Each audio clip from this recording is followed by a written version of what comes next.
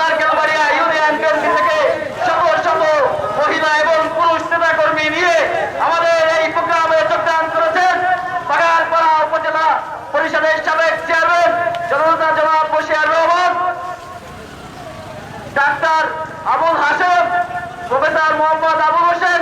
এবং মাহবুব ভাইয়ের নেতৃত্বে শত শত নেতা কর্মী নিয়ে এই প্রোগ্রামে উপস্থিত হয়েছেন।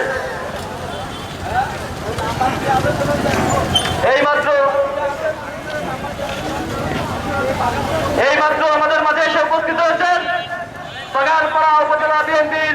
সম্মানিত সাবেক সদস্য বিশিষ্ট ব্যবসায়ী জনাব হাদিউজ্জামান মিরান।